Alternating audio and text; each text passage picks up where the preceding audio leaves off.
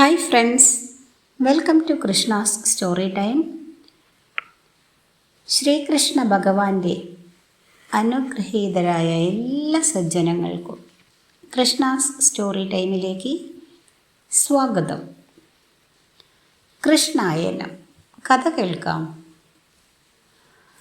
കൃഷ്ണായനം എന്ന ഈ പുസ്തകത്തിൻ്റെ രചയിതാവ് തുളസി കോട്ടുക്കൽ, പബ്ലിഷേഴ്സ് ഹരിശ്രീ ബുക്സ്, പുനലൂർ, ഓഡിയോ കൃഷ്ണകുമാരി. കൃഷ്ണായനം കേൾക്കുന്ന എല്ലാവർക്കും ഹൃദയം നിറഞ്ഞ നന്ദി. കൃഷ്ണായനം കഴിഞ്ഞ ദിവസം നമ്മൾ രുക്മിണി സ്വയംവരമാണ് പകുതിക്ക് വെച്ച് നിർത്തിയത്. അതിൻ്റെ ബാക്കി ഭാഗം ഇന്നത്തെ വീഡിയോയിലൂടെ കേൾപ്പിക്കുന്നതാണ്. അതിനു മുൻപായി ഈ ചാനലിലേക്ക് ആദ്യമായി എത്തുന്നവരും ഇതുവരെയും വീഡിയോ സബ്സ്ക്രൈബ് ചെയ്യാത്തവരുമെല്ലാം ഒന്ന് സബ്സ്ക്രൈബ് ചെയ്ത് അടുത്ത് കാണുന്ന ബെല്ലൈക്കൺ കൂടി ക്ലിക്ക് ചെയ്ത് ഓൾ എന്ന ഓപ്ഷൻ കൂടി എനേബിൾ ചെയ്തിടുക. എങ്കിലേ ഞാനിടുന്ന വീഡിയോസിൻ്റെ നോട്ടിഫിക്കേഷൻസ് നിങ്ങൾക്ക് കൃത്യമായി ലഭിക്കുകയുള്ളൂ.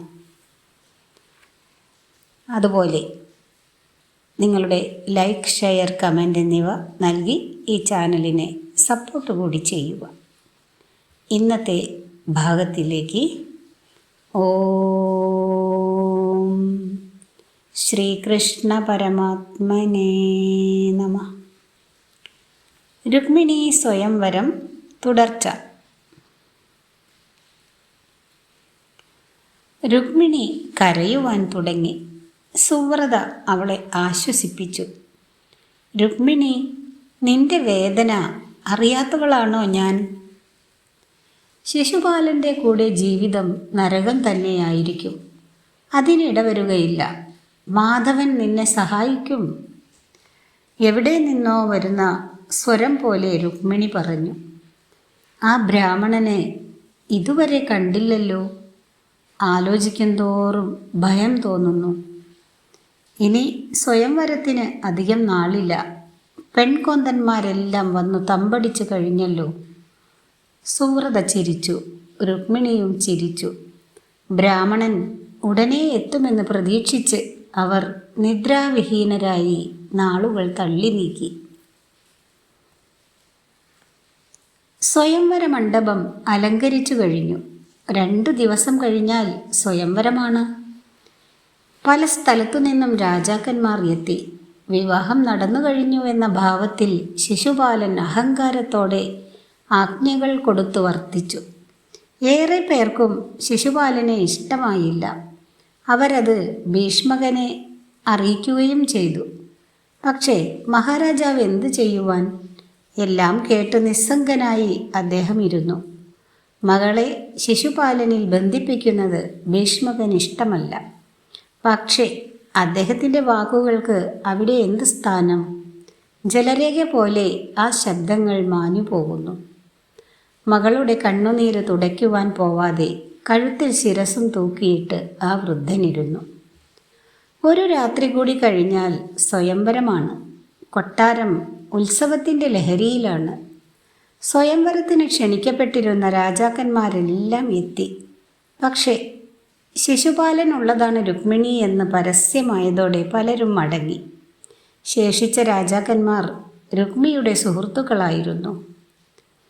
നെടുമ്പുരകളിൽ സദ്യ നടക്കുന്നു. കുറുമ്പുരകളിൽ സാധനങ്ങൾ ഒരുക്കുന്നു. മണിമണ്ഡപങ്ങളിൽ നൃത്തഗീതവാദ്യങ്ങൾ മുഴങ്ങുന്നു. നയനാഭിരാമമാണ് പരിസരം. ശ്രവണസുഗതമാണ് അന്തരീക്ഷം. പക്ഷേ വേദന കൊണ്ട് തകരുന്ന 2 ആത്മാക്കൾ അവിടുണ്ടായിരുന്നു. രുക്മിണിയും സുവ്രതയും. നോക്കി നോക്കി കണ്ണു കഴച്ച് മനസ്സുമിഴിച്ച് ശിരസ് നമിച്ച് അവരിരുന്നു. പ്രതീക്ഷകൾ പൊലിഞ്ഞു. നിരാശ ഹൃദയത്തെ ഉലച്ചു. ചിന്തകൾ പൊരുത്തപ്പെടാതെ തുടർന്നു. ഇനി എന്തെന്ന ചോദ്യത്തിനുത്തരം വ്യക്തമായിരുന്നു: മരണം. കറുത്ത ചിറക് വിടർത്തി കാർമേഘത്തിൽ മരണം നൃത്തം ചെയ്തു വരുന്നത് രുക്മിണി മനസ്സിൽ കണ്ടു. മൃതിയുടെ രഥത്തിൽ അവസാന യാത്രയ്ക്കൊരുങ്ങുവാൻ സമയമായെന്നവൾ ഉറച്ചു. ആ രാത്രി അതാണ്, അവസാന രാത്രി. നാളെ പ്രഭാതത്തിൽ കൊട്ടാരം കൺമിഴിക്കുമ്പോൾ കണി കാണുന്നത് ചേതനയറ്റ തൻ്റെ ശരീരമായിരിക്കും. തൻ്റെ ശവത്തിനു മീതെ തോഴിമാർ വിലാപ ബിന്ദുക്കളാകും. മതി, ഈ ഗാനം ഇവിടെ അവസാനിക്കട്ടെ. ദൃഢനിശ്ചയത്തോടെ അവൾ എഴുന്നേറ്റു. രാത്രിയുടെ 2-ാം യാമത്തിൽ രുക്മിണി കൊട്ടാരത്തിലെ മട്ടുപ്പാവിലെത്തി. നീലാകാശത്തു നിന്നും പഞ്ചമി ചന്ദ്രൻ കുളിർ നിലാവ് പൊഴിക്കുന്നു. നക്ഷത്രപ്പൂക്കൾ കണ്ണു തുറന്ന് അവളെ വീക്ഷിക്കുന്നു. ഇളം കാറ്റ് കുളിരും പൂമണവുമായി എത്തുന്നു. കിഴക്കെവിടെയോ ചന്ദനം പൂത്തിട്ടുണ്ട്. അകലെ ക്ഷിപ്ര നദി ശാന്തയായി ഒഴുകുന്നു. ഓളത്തിൽ വെള്ളിപടുക്കുന്ന നിലാവിനെ കാണുവാൻ എന്തു രസം! രുക്മിണി ഏറെ നേരം മൗനമായി ഇരുന്നു. കേശവന് തന്നെ ഇഷ്ടമല്ലായിരിക്കും. അത് പറയുവാനുള്ള വിഷമം കൊണ്ടായിരിക്കും ബ്രാഹ്മണൻ വരാതിരുന്നത്. അങ്ങനെയെങ്കിൽ താൻ പുലരുന്നത് എന്തിന്? മൃതിയെ പുൽകി സുഖമായി ഉറങ്ങണം. രുക്മിണിയുടെ ചിന്ത അവസാനിച്ചു. മരണം നദി കയറി പ്രമദവനം താണ്ടി കറുത്ത ചിറകുമായി വരുന്നത് രുക്മിണി കണ്ടു. അതിൻ്റെ കണ്ണുകൾക്ക് എന്ത് തീക്ഷ്ണതയാണ്!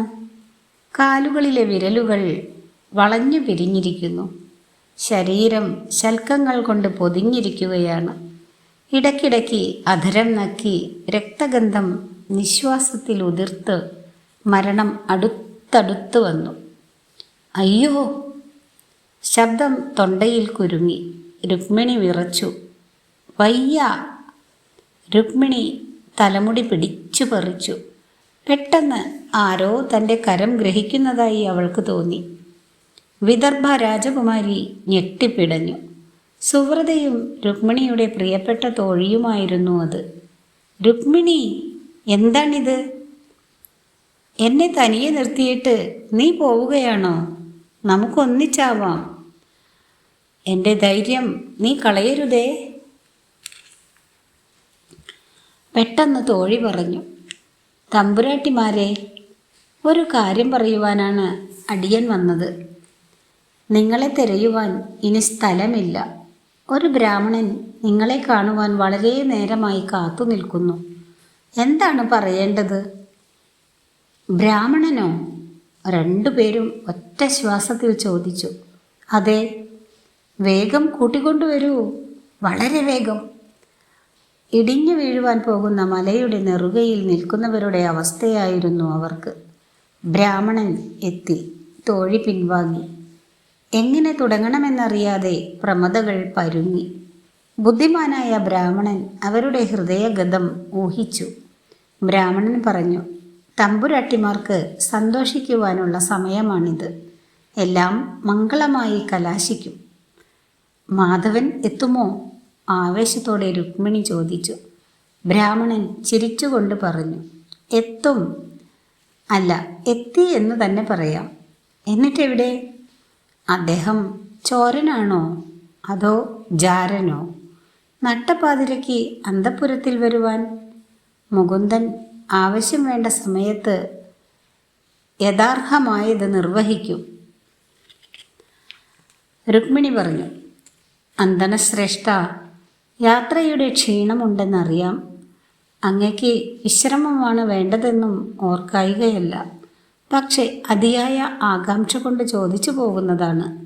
മാധവൻ എങ്ങനെയാണ് എന്നെ കൊണ്ടുപോവുക? സ്വയംവര മണ്ഡപത്തിൽ വെച്ചോ? അതിന് കഴിയുകയില്ല. ആ ഗോപാലൻ ഇനിയും രാജാവായിട്ടില്ലല്ലോ.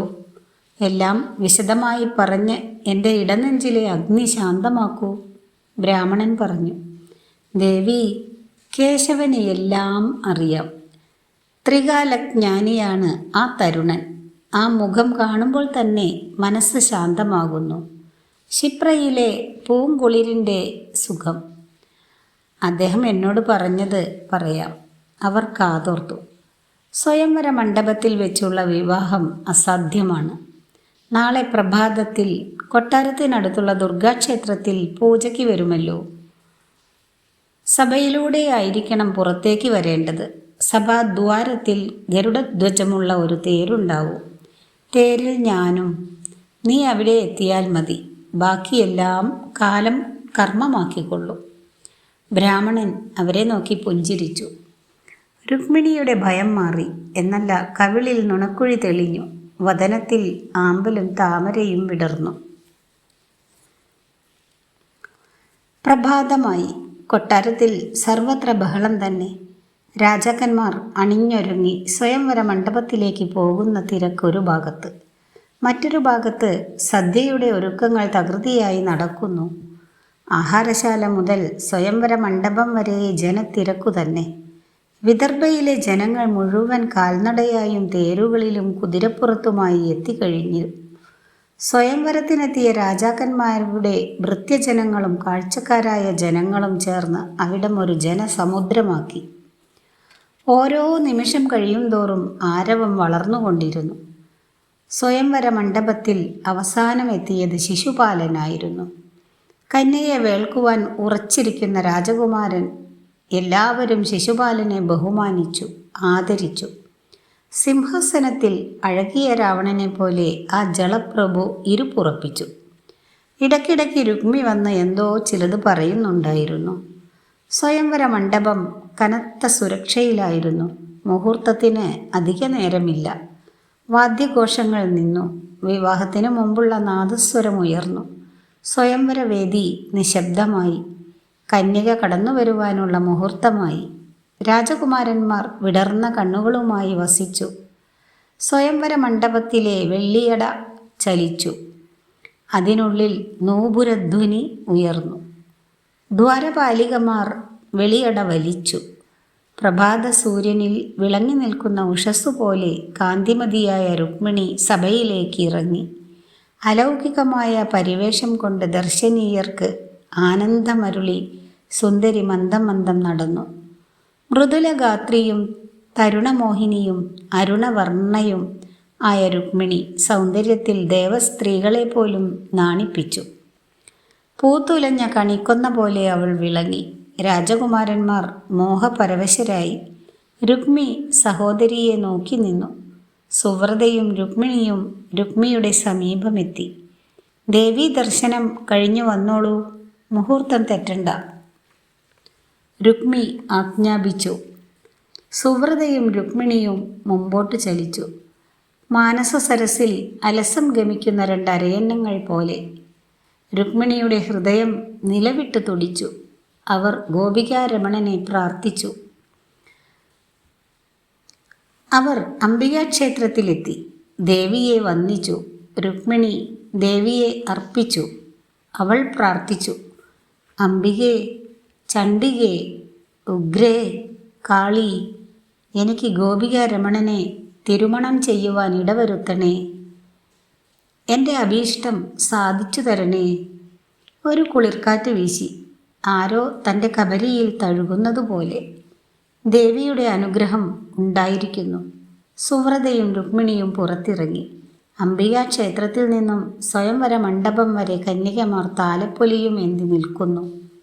ഒരേ വർണ്ണത്തിലുള്ള ഉടയാടകളണിഞ്ഞ വിദർഭകുമാരിമാർ. ദീപാലങ്കൃതമായ സ്വയംവര മണ്ഡപത്തിലേക്ക് രുക്മിണി മന്ദം നടന്നു. അവളുടെ കാലുകൾ പതറുന്നുണ്ടായിരുന്നു. ലക്ഷം ലക്ഷം കണ്ണുകൾ തന്നിൽ ഉറഞ്ഞിരിക്കുന്നത് അവൾ അറിഞ്ഞു. രുക്മിണി ചുറ്റും നോക്കി. അതാ നിൽക്കുന്നു തൻ്റെ വിശ്വസ്തനായ അന്തണൻ. ബ്രാഹ്മണൻ കണ്ണുകൊണ്ട് പറഞ്ഞു, നടന്നോളൂ, എല്ലാം ശരിയാണ്. മണിവർണ്ണൻ തേരുമായി എത്തിയിട്ടുണ്ട്. ആശ്വാസത്തിൻ്റെ നിശ്വാസം മുതിർക്കും മുമ്പ് അല്പമകലെ സുവർണ രഥത്തിൽ പുഞ്ചിരി തഞ്ചുന്ന വദനവുമായി വിളങ്ങുന്ന ഹൃദയേശ്വരനെ രുക്മിണി കണ്ടു. സുവ്രതയ്ക്കും ആശ്വാസമായി. നാണപ്പൂക്കൾ കണ്ണുകളാൽ അർപ്പിച്ച രുക്മിണി ഹൃദയനാഥനെ വണങ്ങി. ഇടനെഞ്ച് തരിച്ചു. കണ്ണുകൾ വിടർന്നു വിളങ്ങി. രുക്മിണി രഥത്തിനടുത്തെത്തി. രുക്മിണി, ഇതാ നിന്റെ കൃഷ്ണൻ, തേരിൽ കയറിക്കൊള്ളൂ. രുക്മിണി നിന്നു. ഇതറിയാതെന്ന ഭാവത്തിൽ സുവ്രത മുമ്പോട്ട് നടന്നു. സുന്ദരി പെട്ടെന്ന് തേരിനടുത്തെത്തി. വലതുകരം കേശവനു നേരെ നീട്ടി. മാധവൻ മൃദുലഗാത്രിയെ തേരിലേക്ക് നയിച്ചു. കൃഷ്ണൻ രഥത്തിൻ്റെ കടിഞ്ഞാണേന്തി. തേര് സഭാമണ്ഡപത്തിന് മുമ്പിലെത്തി. അപ്പോഴേക്കും അവിടെ സർവത്ര ബഹളമായിരുന്നു. ഒരു നിമിഷം തേരു നിന്നു. രാജാക്കന്മാർ രുക്മിണിയെ കണ്ടു. മോഹസാഫല്യത്തിൻ്റെ നിർവൃതിയിൽ ലയിച്ച് അവൾ തേരിലിരിക്കുന്നു. അടുത്ത നിമിഷം കൃഷ്ണൻ ഒരു കുസൃതിച്ചിരി ചിരിച്ചു. തേര് ചലിച്ചു. ദ്വാരകയിലേക്ക് രഥം ഇളകിപ്പറന്നു. എന്താണ് അവിടെ സംഭവിച്ചതെന്നറിയുവാൻ നിമിഷങ്ങളെടുത്തു. രുക്മി ബഹളം കേട്ട് ഓടി വന്നു. ആരോ വിളിച്ചു പറഞ്ഞു, രാജകുമാരിയെ കൃഷ്ണൻ കൊണ്ടുപോയി.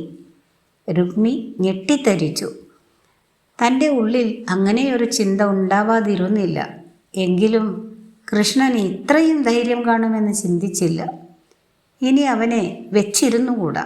ജരാസന്ധൻ്റെ കരത്തിൽ നിന്നു പോലും രക്ഷപ്പെട്ട അവൻ തന്ത്രശാലിയാണ്. ഇതാണ് അവസരം. രാജാക്കന്മാർ വീറോടെ നിൽക്കും. ശിശുപാലൻ ശക്തനായി രംഗത്തിറങ്ങും. ഇങ്ങനെ ചിന്തിച്ച രുക്മി അലറി പറഞ്ഞു, തേര് കൊണ്ടുവരൂ. രാജാക്കന്മാർ ആഭരണങ്ങൾ വലിച്ചു മാറ്റി. പടച്ചട്ടകൾ അണിഞ്ഞു. വിദർഭയിലെ സൈന്യങ്ങൾ ആയുധങ്ങളുമായി തയ്യാറായി. രുക്മി വിളിച്ചു പറഞ്ഞു, ആ സ്ത്രീ ചോരനെ വിടരുത്. ഭീഷ്മകപുരിക്കേറ്റ കളങ്കമാണിത്. എൻ്റെ സഹോദരിയുമായിട്ടേ ഞാൻ വിദർഭയിൽ മടങ്ങിയെത്തുകയുള്ളൂ. ധിക്കാരിയാണ് കൃഷ്ണൻ. അവനെ നമുക്കിന്ന് വധിക്കണം. രുക്മിയുടെ തേര് അതിവേഗം മുന്നോട്ട് പാഞ്ഞു. രാജാക്കന്മാരും പടയും പിന്നാലെ ചെന്നു. കൃഷ്ണൻ ദ്വാരകയിൽ നിന്നും വിദർഭയിലേക്ക് തിരിച്ചപ്പോൾ തന്നെ ബലരാമൻ സംഭവത്തിൻ്റെ ഗതി ഊഹിച്ചു. രുക്മിണിയെയും സ്വീകരിച്ച് മടങ്ങുമ്പോൾ രാജാക്കന്മാർ എതിർക്കുവാൻ സാധ്യതയുണ്ട്. എതിർക്കുന്നവരെ ഭസ്മമാക്കുവാൻ നിഷ്പ്രയാസം ചക്രായുധന് കഴിയും. എന്നാലും ഭൗതികമായി കൃഷ്ണൻ പോരടിക്കേണ്ടി വരും. അദ്ദേഹത്തെ സഹായിക്കുവാൻ പോകണമെന്ന് ഉറച്ച് ബലരാമൻ സൈന്യത്തെയും കൂട്ടി വിദർഭയിലേക്ക് തിരിച്ചു. ക്ഷിപ്ര നദിയുടെ മറുകരയിലെത്തി. അവർ പടകുടീരങ്ങൾ തീർത്തു. കേശവൻ രുക്മിണിയോടൊപ്പം പടകുടീരത്തിലെത്തി. തൊട്ടുപുറകെ തന്നെ രുക്മിയും സൈന്യവും ഉണ്ടായിരുന്നു. ക്ഷിപ്ര നദിയുടെ വെള്ളമണൽത്തിട്ട ഇരുപുറത്തുമുള്ള സൈന്യങ്ങളെ കൊണ്ട് നിറഞ്ഞു.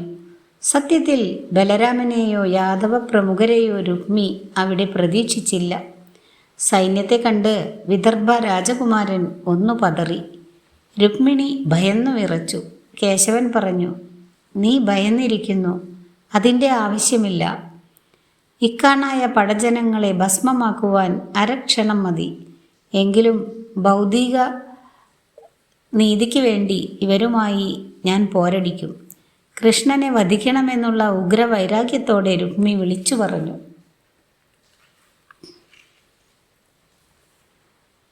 സ്ത്രീ ചോരനായ ഇവനെ വിടരുത്. അന്തസ്സുള്ള മാർഗമല്ല ഇവൻ കാണിച്ചത്. കയറി പിടിക്കുവിൻ. ഇവൻ്റെ രക്തം വീണ് ക്ഷിപ്ര നദിയുടെ മണൽത്തരികൾ ചുവക്കട്ടെ. വിദർഭയിലെ സൈന്യവും യാദവരും ഏറ്റുമുട്ടി. യുദ്ധം ഘോരമായി. രക്തം മണലിൽ ചൊരിഞ്ഞു. വെട്ടേറ്റ് ഭടന്മാർ നദിയിൽ മറിഞ്ഞു. കബന്ധങ്ങൾ ഒഴുകി നടന്നു. ബലരാമൻ്റെ ഗദ ശിശുപാലൻ്റെ തേരിനെ തച്ചുടച്ചു. രഥം പോയ ശിശുപാലൻ അമ്പും വില്ലുമായി മണപ്പുറത്ത് ചാടി. സാത്വികിയുടെ അമ്പേറ്റ് ശിശുപാലൻ്റെ വില്ലുപോയി. ഇരുകരവും വിട്ട് ആയുധമില്ലാതെ അല്പനേരം നിന്ന ശിശുപാലൻ തിരികെ മണ്ടി. ശക്തനായ അവൻ ഓടുന്നത് കണ്ടപ്പോൾ മറ്റു സൈന്യങ്ങൾ പിന്നാലെ പാഞ്ഞു. കേശവൻ്റെ രഥത്തിനടുത്തേക്ക് രുക്മി പാഞ്ഞു വന്നു. കേശവൻ പുഞ്ചിരിച്ചുകൊണ്ട് പറഞ്ഞു, രുക്മി, തിരികെ പോകൂ. നീ എൻ്റെ ശ്യാലനാണ്. നമ്മൾ തമ്മിൽ പോരു വേണ്ട. രുക്മി ക്രോധാവേശത്തോടെ പറഞ്ഞു, നീ എൻ്റെ അഭിമാനം നശിപ്പിച്ചു. വിദർഭയെ ആക്ഷേപിച്ചു. നിന്റെ രക്തത്തിൽ കുളിക്കാതെ ഞാൻ രാജധാനിയിലേക്കില്ല. ഇതെൻ്റെ സത്യമാണ്. രുക്മി ഗദയുമായി രഥത്തിൽ നിന്നും ഉയർന്നു പൊങ്ങി. കേശവൻ ഒരമ്പുകൊണ്ട് ഗദ മുറിച്ചു. മറ്റൊരമ്പുകൊണ്ട് രഥമുടച്ചു. കുതിരകളെ കൊന്നു. സാരഥി മണ്ടിക്കളഞ്ഞു. ഒരമ്പ് രുക്മിയിലേക്ക് പായിച്ചു. സായകം നെഞ്ചിലേറ്റ് രുക്മി അലറിക്കൊണ്ട് മലർന്നു വീണു. ക്രോധാവേഗനായി കേശവൻ വാളുമായി ഭൂമിയിൽ ചാടി. രുക്മിയുടെ തലമുടിക്ക് ചുറ്റിപ്പിടിച്ച് ഗളമറുക്കുവാൻ മുതിർന്നു. രുക്മിണി തേരിൽ നിന്നിറങ്ങി കേശവൻ്റെ കരത്തിൽ പിടിച്ച് തടഞ്ഞുകൊണ്ട് പറഞ്ഞു, എൻ്റെ സഹോദരനാണ്, വധിക്കരുത്, അവിവേകം പൊറുക്കണം. കേശവൻ രുക്മിയെ രഥത്തിൻ്റെ ആരക്കാലിൽ ബന്ധിച്ചു. അവൻ്റെ കേശം മുറിച്ച് വിരൂപനാക്കി. അപ്പോൾ അവിടെ എത്തിയ ബലരാമൻ കേശവൻ്റെ ചെയ്തി തടഞ്ഞുകൊണ്ട് പറഞ്ഞു, മാധവ, എന്താണ് നീ കാട്ടുന്നത്? രുക്മി നിന്റെ ബന്ധുവല്ലേ? രുക്മിണി നിന്നെ തടയുന്നതും കണ്ടില്ലേ? എന്നിട്ടും ക്രോധം അമർത്തുവാനാവാതെയായോ? അല്പനായ അവനെ വെറുതെ വിട്ടേക്കുക, കഥയില്ലാത്തവൻ. ബലരാമൻ്റെ വാക്കുകൾ വാൾമുനം പോലെ രുക്മിയിൽ തറഞ്ഞു കയറി. അവൻ പുളഞ്ഞുപോയി. ബലരാമൻ്റെ വാക്കുകളെ മാനിച്ച് രുക്മിയെ കേശവൻ കൊന്നില്ല. രാജാക്കന്മാരും സൈന്യവും ഓടിപ്പോയതുകൊണ്ട് ദുഃഖിതനായ രുക്മി മണപ്പുറത്ത് തന്നെയിരുന്നു. ശ്രീകൃഷ്ണൻ രഥത്തിൽ കയറി. ബലരാമനും സൈന്യവും കൃഷ്ണനോടൊപ്പം പോകുവാൻ തയ്യാറായി. ആ യാത്ര ദ്വാരകയിലേക്ക് നീണ്ടു. രുക്മിയുടെ തേരാളി രഥം കൊണ്ടുവന്നു. രുക്മി പറഞ്ഞു, എടോ സാരഥി, ഞാൻ ഇനി വിദർഭയിലേക്ക് വരുന്നില്ല. ഒരു ശപഥം ചെയ്തിട്ടാണ് ഞാൻ ഇറങ്ങിയത്. സഹോദരിയെ കൂടാതെ കൃഷ്ണനെ വധിക്കാതെ നഗരത്തിലേക്ക് വരികയില്ല എന്നാണ് ശപഥം. അത് നിർവഹിക്കുവാൻ എനിക്ക് കഴിഞ്ഞില്ല. ഇനി ഞാൻ നഗരത്തിലേക്കില്ല എന്ന് പിതാവിനെ അറിയിച്ചേക്കൂ. സാരഥി ഭീഷ്മകനോട് വിവരം പറഞ്ഞു. പിതാവ് മകനെ കാണുവാൻ എത്തി. സുവ്രതയും കൂടെ വന്നു. ഭീഷ്മകൻ അവിടെ ഒരു കൊട്ടാരം നിർമ്മിച്ചു. ഭോജകടം എന്ന സ്ഥലത്തിന് നാമം നൽകി. സുവ്രതയുമൊത്ത് രുക്മി അവിടെ വസിച്ചു. കേശവനും രുക്മിണിയും ബലരാമനും സൈന്യവും ദ്വാരകയിലെത്തി. രേവതി വഴിയിൽ കാത്തു നിൽക്കുന്നുണ്ടായിരുന്നു. രേവതിയോടൊപ്പം രുക്മിണി ദേവകിയുടെ സമീപത്തേക്ക് പോയി. രുക്മിണി ദേവകിയുടെ പാദങ്ങളിൽ നമസ്കരിച്ചു. മകളെ ദേവകി ആലിംഗനം ചെയ്ത് അകത്തേക്ക് സ്വീകരിച്ചു. ഉഗ്രസേന മഹാരാജാവ് നല്ല മുഹൂർത്തം നിശ്ചയിച്ച് വിധിപ്രകാരം വിശ്വനാഥൻ്റെ വിവാഹം നടത്തി.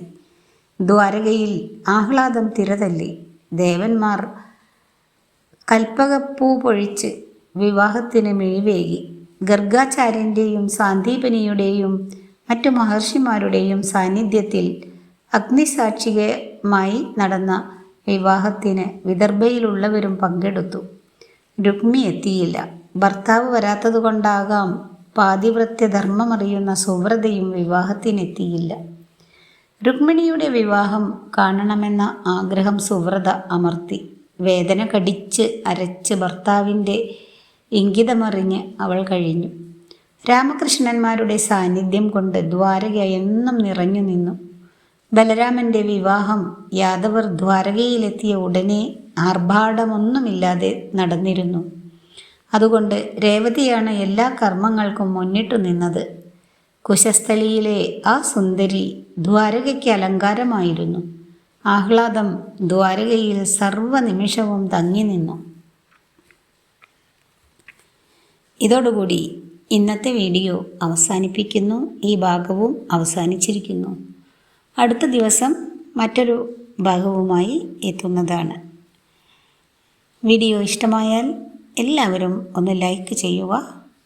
Thank you.